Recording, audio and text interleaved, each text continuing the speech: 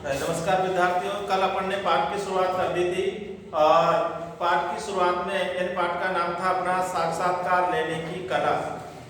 साक्षात्कार किस प्रकार हम ले सकते हैं, साक्षात्कार लेने वाले में कौन से गुण होने चाहिए, तमाम बातों की जानकारी हम इस पाठ में करने जा रहे हैं। और अपन ने शुरुआती दौर में हमने पढ़ा था कि साक्षात्कार दो प्रकार के होते हैं, मौलिक रूप से दो प्रकार के बताए, प्रतियोगितात्मक साक्षात्कार और नंबर 2 माध्यम उपयोगी या जन माध्यम उपयोगी साक्षात्कार। तो कल भाग नंबर 1 पर अध्ययन कर चुके थे, आज हम भाग नंबर 2 पर चर्चा करने जा रहे हैं। पेज नंबर 59 निकाला तो पहला हो गया था प्रतियोगितात्मक साक्षात्कार, जिसका विस्तार पूर्वक अध्ययन हम इस पाठ में नहीं करेंगे, अपने सिलेबस में नहीं है। और नंबर 2 जन माध्यम उपयोगी साक्षात्कार, उसके बारे में हम विस्तार पूर्वक चर्चा करेंगे। जन माध्यम उपयोगी साक्षात्कार भी दो प्रकार के बताए, प्रिंट मीडिया के लिए लिए जाने वाले साक्षात्कार और इलेक्ट्रॉनिक मीडिया के लिए साक्षात्कार। तो आज हम बात करेंगे सर्वप्रथम प्रिंट मीडिया के लिए साक्षात्कार।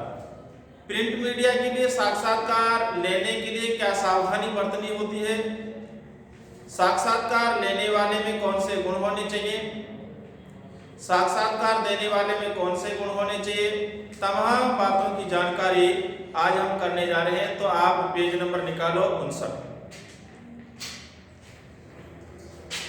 रेडियो और टीवी के लिए किए जाने वाले साक्षात्कार से प्रिंट माध्यम का साक्षात्कार पूरी तरह भिन्न होता है।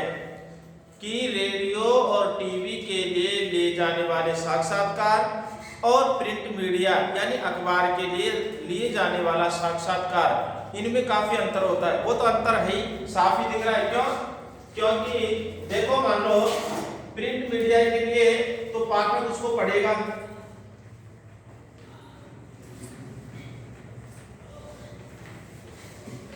ठीक है, इसमें तो सिर्फ पढ़ने का ही काम होगा प्रिंट मीडिया में तो।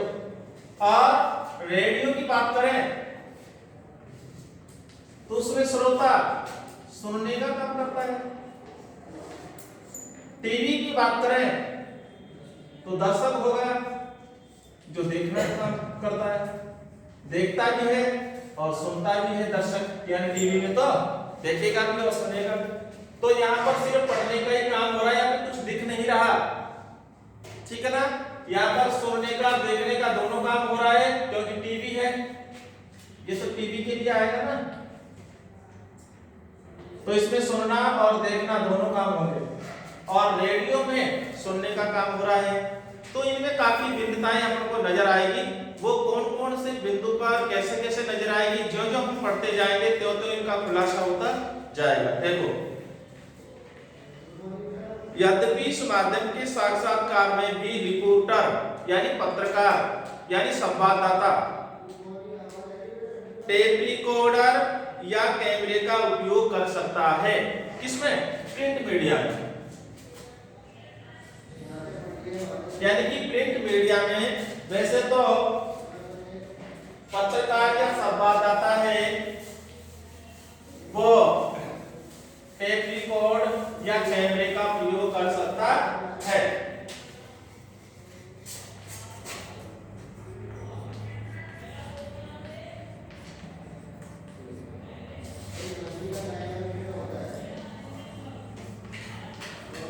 कि प्रिंट मीडिया के लिए जाने वाले साक्षात्कार में पत्रकार या संवाददाता टेप रिकॉर्ड या कैमरे का भी प्रयोग कर सकता है, और वैसे डायरी का भी प्रयोग कर सकता है। डायरी कह दो या अपनी नोटबुक कह दो, ठीक है, उसमें लेखबद्ध भी कर सकता है, ठीक है ना। साक्षात्कार देने वाला बोलता जाएगा और वो लिखता जाएगा, पहला काम तो ये भी उपाय। अगर मान लो लिखने का काम नहीं करे कि कौन लिखेगा, अभी अपन को रिकॉर्ड कर लो, तो कैमरे पे रिकॉर्ड भी कर सकता है। लेकिन कार्यालय में जाने के बाद उसको उस रिकॉर्डिंग को सुनना होगा और फिर लिखना होगा, तो वो डबल काम हो गया। फिर कार्यालय में जाएगा, फिर रिकॉर्डिंग सुनेगा दोबारा, फिर डायरी में लिखेगा, फिर उसको प्रकाशित करने के लिए सिस्टम से सही शब्दों को जमाएगा, ठीक है ना। तो वो कई कई दौर से गुजरना पड़ेगा, तो ऐसी स्थिति में डायरेक्ट डायरी में या नोटबुक में लिख ले तो और भी सरलता रहती है। वो उसके दिमाग के ऊपर, उसकी सुविधा पर निर्भर करता है कि वो कैमरे का उपयोग करता है या डायरेक्टली नोटबुक में लिखता है। लेकिन आखिरकार अगर कैमरे में भी रिकॉर्ड करेगा तो उसको सुनना पड़ेगा दोबारा जाके। यद्यपि इस माध्यम के साक्षात्कार में भी रिपोर्टर टेप रिकॉर्ड या कैमरे का उपयोग कर सकता है, लेकिन उसे अंतिम रूप में उसे सुनकर लिखना होगा और फिर बाद में टाइप करना होगा। टाइप करने के बाद में फिर उसको प्रकाशित करवाना होगा, तो कई दौर से उसको गुजरना होगा। अब आपसे प्रश्न पूछ लिया जाए कि प्रिंट मीडिया के लिए किए जाने वाले साक्षात्कार में दाता और कर्ता के कौन सी बातों का महत्व नहीं होता, तो आपको लिखना होगा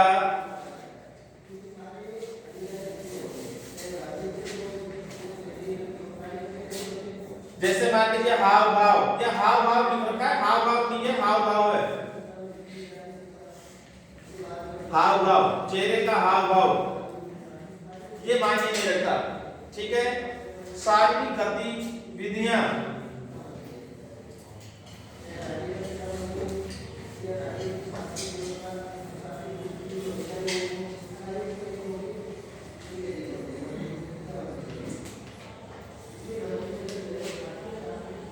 वेशभूषा,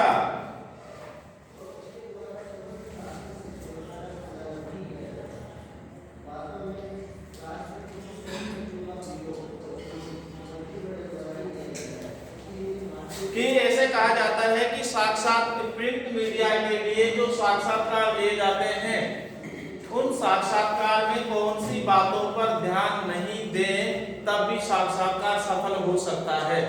कई बार अपन ऐसे पढ़ते हैं कि ऐसी कौन सी बातें जिनके बिना साक्षात्कार संपूर्ण नहीं हो सकता, और अपन ये पढ़ रहे हैं इस पॉइंट में कि ऐसी कौन सी बातें हैं जिन पर ध्यान नहीं दें तो भी साक्षात्कार सफल हो सकता है।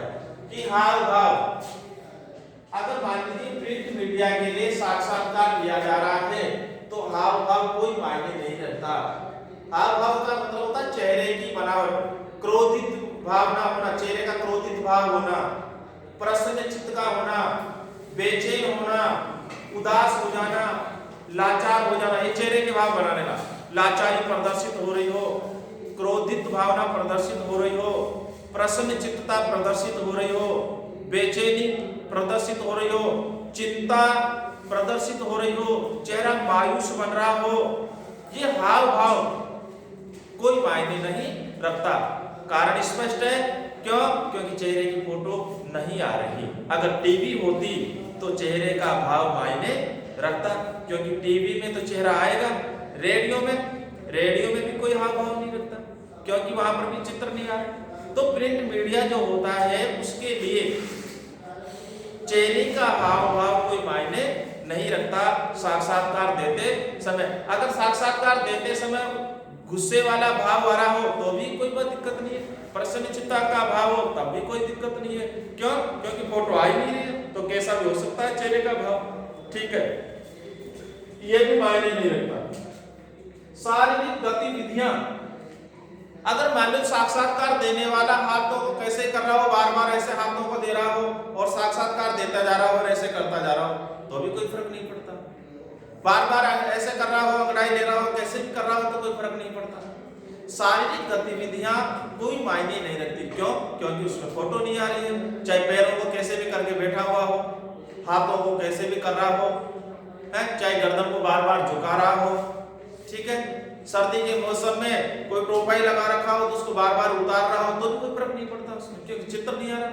तो आपसे प्रश्न पूछ लिया जाए कि प्रिंट मीडिया के लिए किए जाने वाले साक्षात्कार में कौन सी बातों पर ध्यान नहीं रखा जाता तो भी फर्क नहीं पड़ता। तो कौन सी बातें? हाव भाव मायने नहीं रखती, शारीरिक गतिविधियां मायने नहीं रखती, वेशभूषा, पोशाक कैसी। कई बार अपन क्या करते हैं, कार्यालय में ऑफिस में जाते हैं तो अलग पोशाक पहन लेते हैं और घर पे आने के बाद टी शर्ट और पाजामा भी पहन लेते हैं। अगर मान लीजिए टी शर्ट और पाजामा पहना हुआ साक्षात्कार दे रहा है वेशभूषा में तो भी कोई फर्क नहीं पड़ता। बनियान में दे रहा है तो भी कोई फर्क नहीं पड़ता, फुल बाजू की शर्ट पहन रखा है तो भी कोई फर्क नहीं पड़ता। तो ये तो तीन बातें हैं, उन बातों पर, इन बातों के आधार पर साक्षात्कार पर कोई असर नहीं पड़ता। ठीक है, तो अब आपसे इनको आप कॉपी में उतार लेना, ये बातें प्रश्न पूछ सकता है, वीडियो देखते रहो। हाँ, ध्यान रखना कि तो तीनों बिंदुओं को उतार लेना। ठीक है, चलो ठीक है। तो आप प्रिंट मीडिया के लिए जाने वाले साक्षात्कार में कौन सी बातें मायने नहीं रखती, कौन सी बातें अपना प्रभाव नहीं दिखाती? तो तीन बातें नहीं दिखाती, हाव भाव, शारीरिक गतिविधियां, वेशभूषा। मैं प्रश्न लिख देता हूं, फिर उसका उत्तर है। ठीक है,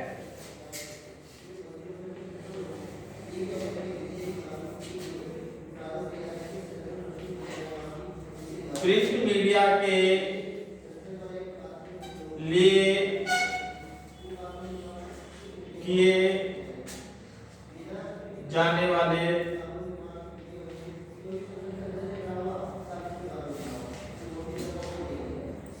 साक्षात्कार में कौन सी बातें अपना महत्व नहीं रखती?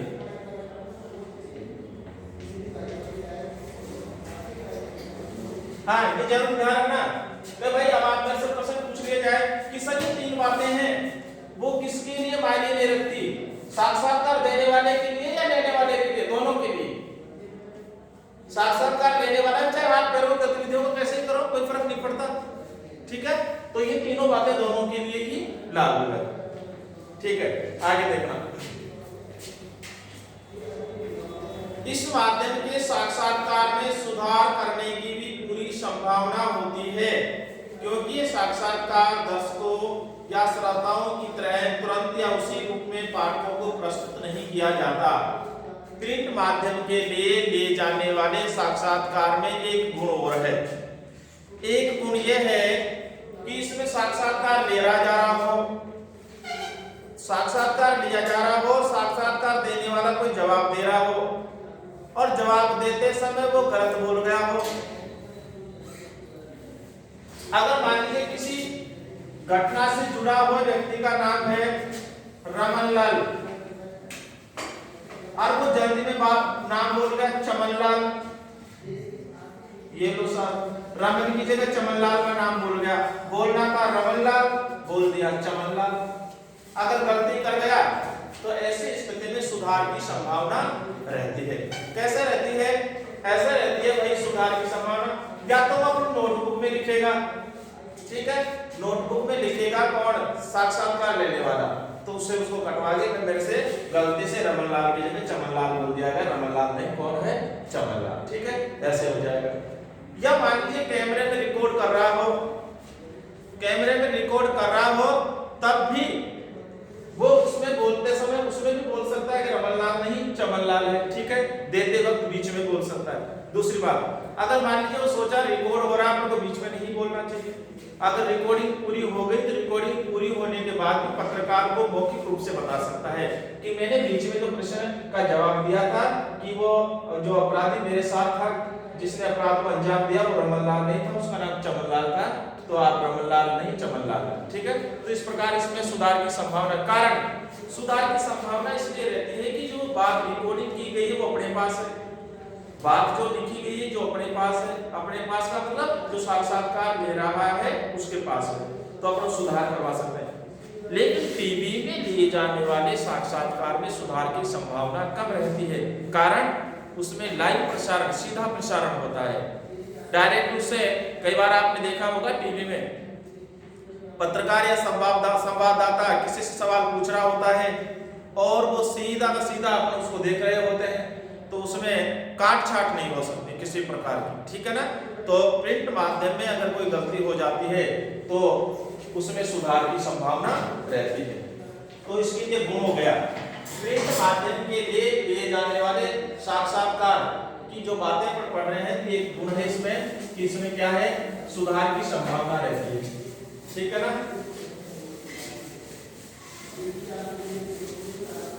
अब देखो आप आगे बढ़ते चलेंगे, जो ही बिंदु अपने आगे चलेंगे। नंबर 1 लिख लेते हैं अपन, सुधार की संभावना।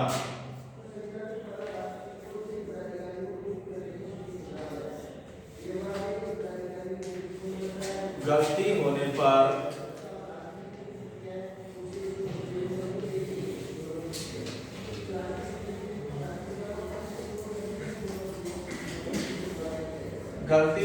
सुधार की संभावना। ठीक है।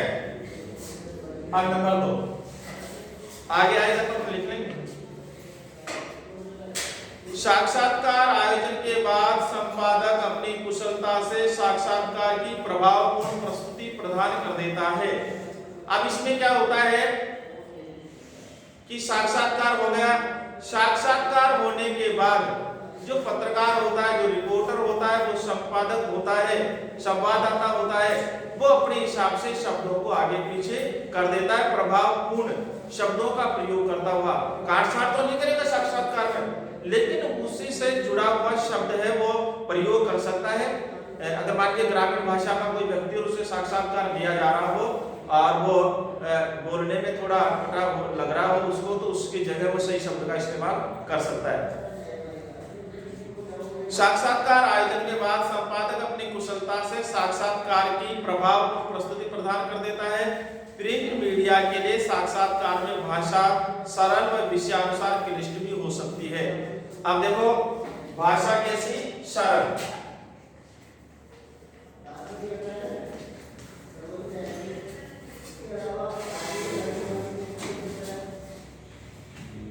भाषा सरल एवं विषयानुसार कठिन भी हो सकती है।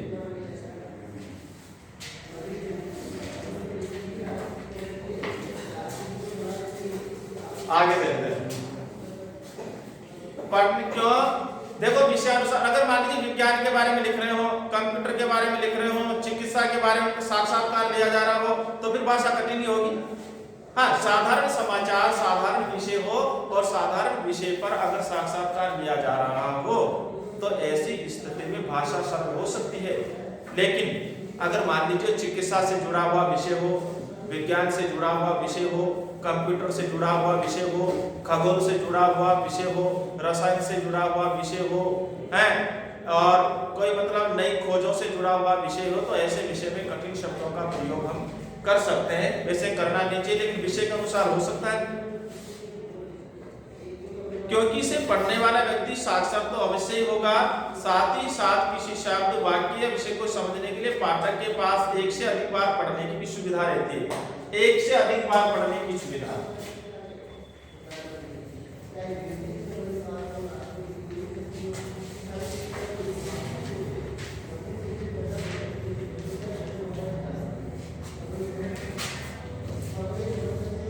एक से अधिक बार पढ़ने की सुविधा प्रिंट माध्यम में कहीं पर भी पढ़ सकता है, कितनी भी बार पढ़ सकता है। एक से अधिक बार यानी कितनी भी बार, कहीं पर भी। ठीक है। इस माध्यम के साक्षात्कार में समय सीमा का भी कोई प्रतिबंध नहीं होता, कभी भी पढ़ सकता है। अगर मान लीजिए रेडियो साक्षात्कार की बात करें कि रेडियो में आने वाला जो साक्षात्कार होता है, क्या उसमें समय की पाबंदी है? हाँ है। क्यों? अगर मान लीजिए कोई समाचार 5 बजे से 5:30 बजे दिखाया जाएगा या सुनाया जाएगा, तो 7 से लेकर के 5:30 बजे तक उसको रहना जरूरी है उसके पास। लेकिन प्रिंट मीडिया में ऐसा नहीं है, कोई समय की पाबंदी नहीं है, कभी भी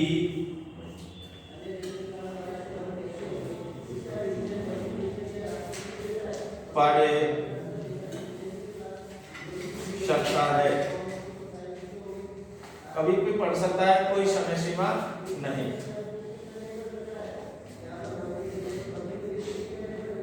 बात ये है वो कोई समय सीमा नहीं है।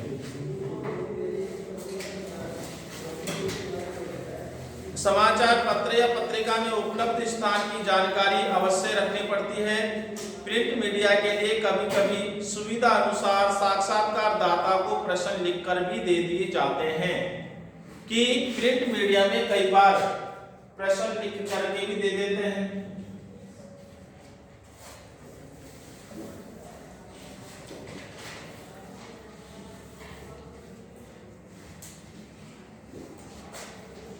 प्रश्न लिख कर भी दे सकते हैं। किसको लिखकर दे सकते हैं? साक्षात्कार देने वाले को। और कौन लिखेगा? साक्षात्कार लेने वाला। प्रिंट मीडिया में कई बार साक्षात्कार लेने वाला साक्षात्कार देने वाले को प्रश्न लिख करके भी दे सकता है, और वो प्रश्नों का जवाब वापस लिख करके दे सकता है। ये प्रश्न लिख करके भेजा है तो वो भी जवाब लिख करके भेज देगा। प्रिंट मीडिया में आजकल ऐसा भी होने लग गया है, ये सुविधा भी है। जिनका उत्तर में लिखकर भी भेज देता है, फिर उसे प्रकाशित कर दिया जाता है। कहने का अर्थ यह है कि प्रिंट मीडिया के साक्षात्कार में दाता और कर्ता को एक दूसरे के सामने बैठकर बातचीत करने की बाध्यता नहीं होती, यानी दाता और कर्ता का आमने सामने होना अनिवार्य नहीं। कर्ता कौन? साक्षात्कार लेने वाला। दाता कौन? साक्षात्कार देने वाला। कर्ता और दाता का आमने सामने, कर्ता और दाता का आमने सामने होना।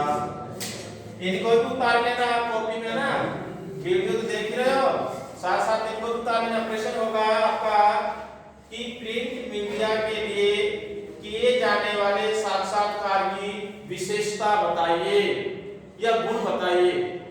तो आपका उत्तर होगा कि गलती होने पर सुधार की संभावना रहती है, भाषा सरल है, विषयानुसार कठिन भी हो सकती है, एक से अधिक बार पढ़ने की सुविधा होती है, कभी भी पढ़ सकता है, कोई समय सीमा नहीं है, प्रश्न लिख कर भी दे सकते हैं।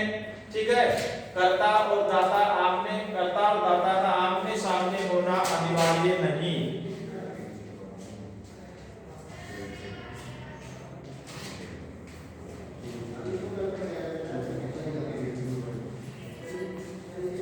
हाँ, जब संचार के साधन नहीं चले थे, जब तो आमने सामने होना जरूरी था पहले तो, लेकिन आजकल संचार के साधन आ गए तो ईमेल के माध्यम से प्रश्न भेज देते हैं, और वो भी ईमेल के माध्यम से जवाब भेज देता है आजकल। तो कर्ता और दाता का आमने सामने होना अनिवार्य नहीं है। आमने सामने, वैसे तो साक्षात्कार में आमने सामने होना जरूरी है, लेकिन आज संचार के साधन आ गए तो आमने सामने होना जरूरी नहीं है, तो भी काम चल जाएगा। चलो आगे बढ़ते। प्रिंट माध्यम में साक्षात्कार को प्रस्तुत करने के लिए वर्णनात्मक शैली भी अपनाई जा सकती है, जिसमें प्रश्नकर्ता अपने द्वारा पूछे गए प्रश्नों और दाता द्वारा दिए गए उत्तरों को जोड़ते हुए क्रमबद्ध तरीके से काम करते हैं। अब देखो, इसमें वैसे तो प्रश्न उत्तर शैली अपनाई जाती है। कौन सी शैली अपनाई जाती है? प्रश्न उत्तर शैली। प्रश्न उत्तर शैली का मतलब होता है प्रश्न पूछना और उत्तर देना। लेकिन प्रश्नोत्तर शैली का प्रयोग किया जाता है। ठीक है। और नंबर 9 पर इधर लिख देता हूं मैं आपको। ठीक है, ये प्रश्न ये 9। कई बार क्या होता है, वर्णनात्मक शैली भी अपनाई जा सकती है विषय के अनुसार।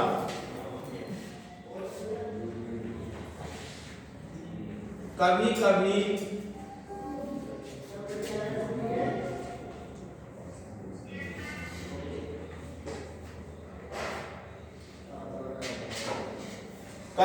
वर्णनात्मक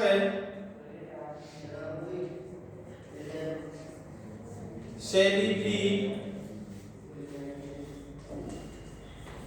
अपनाई जा सकती है।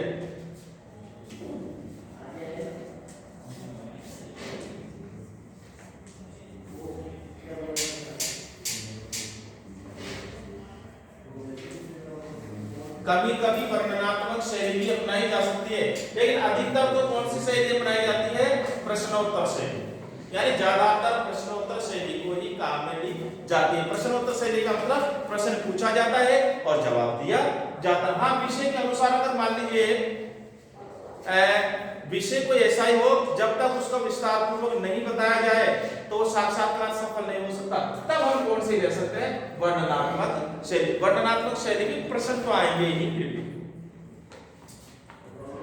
प्रिंट माध्यम में साक्षात्कार को प्रस्तुत करने के लिए वर्णनात्मक शैली भी अपनाई जा सकती है, जिसमें प्रश्नकर्ता अपने द्वारा पूछे गए प्रश्नों और दाता द्वारा दिए गए उत्तरों को जोड़ते हुए क्रमबद्ध रूप में एक कथात्मक शैली में प्रस्तुत करता है। कथात्मक शैली का मतलब विस्तार पूर्वक, बात वही आ गई। इसमें साक्षात्कार लेखक साक्षात्कार दाता की भाव अभिव्यक्ति को भी लिख देता है। कि इसमें क्या होता है, जो प्रिंट माध्यम होता है उस प्रिंट माध्यम में कई बार साक्षात्कार देने वाले के विचारों का भी प्रयोग किया जा सकता है। देखते हैं अपन।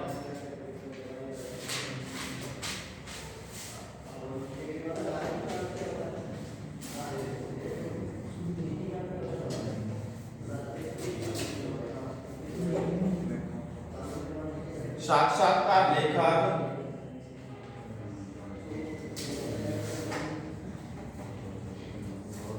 साक्षात्कार दाता की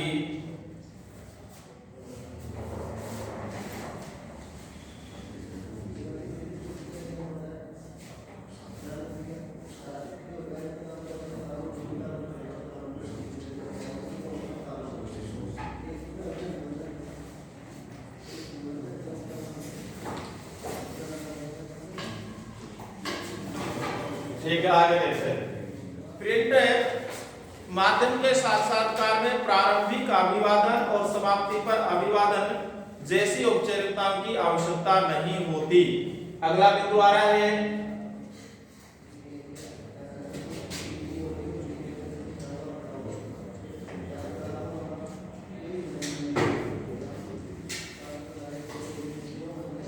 प्रिंट माध्यम के साक्षात्कार में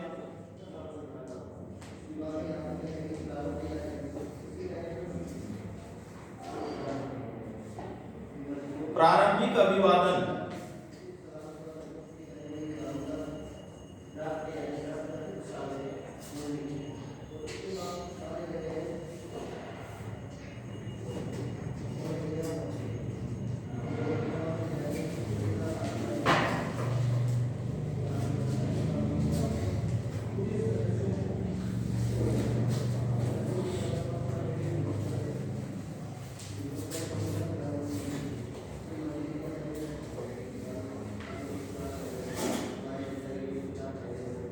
समाप्ति पर अभिवादन जैसे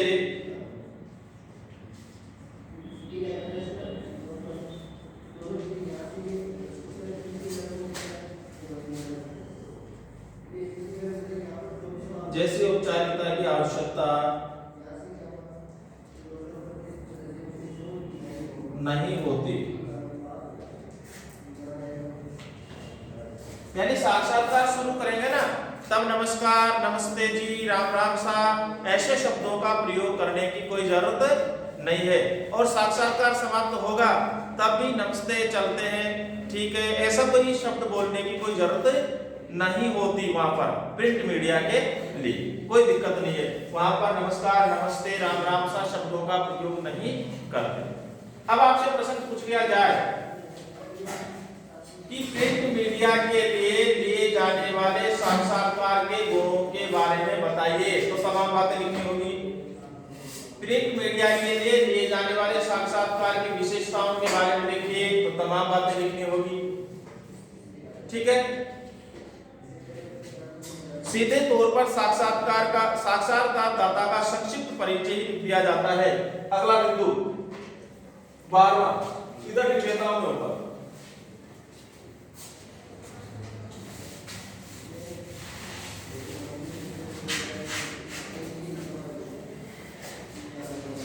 बारहवां बिंदु है